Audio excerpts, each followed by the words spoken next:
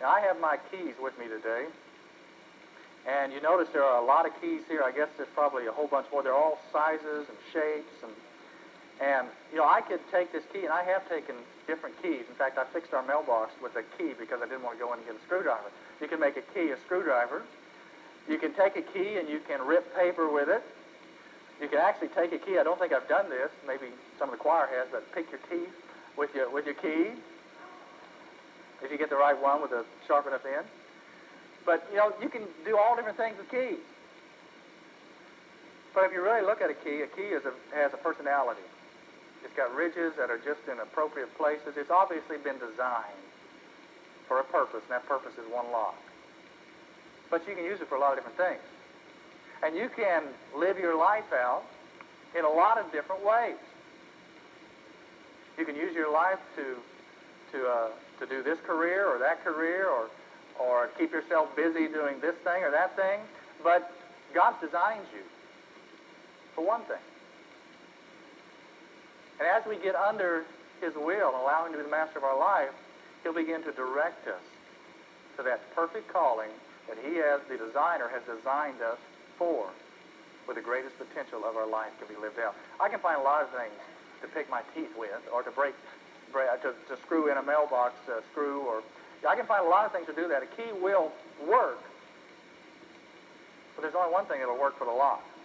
I can't take a screwdriver, maybe some people can, and open my front door. I need that specific key because it was designed for that.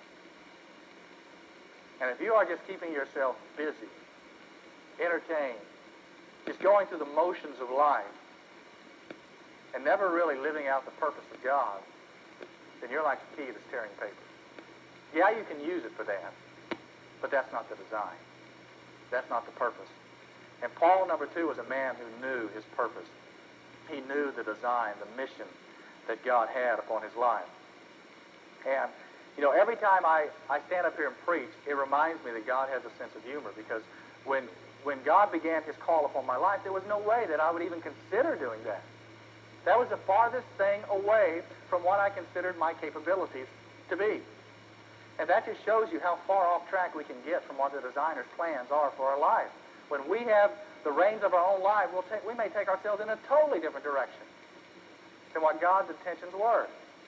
But I came to a point in life where I surrendered myself to God and said, God, get me on your track. You know how you've made me to be. You know the direction you want my life to be. God, take me to that destination. And it scared me to death. Because all of a sudden God was taking me to a place that I had never even thought to be an option. And God may do that with you as well. You may have taken charge of your life for so long that you may be way off track. And yet God will gently bring you back when you surrender to Him to the place that He originally designed you to be. One thing that helps me is that it was drilled into me as a young Christian that God could be trusted. That God could be trusted. That there was no obstacle that God couldn't conquer. There was nothing, no task that God couldn't even take my life and bring glory to Himself with. And so when you get to the place where your faith in God is at a higher level than your fear of whatever God might call you to do, as long as you can maintain that, then God can take you to some great destinations in life.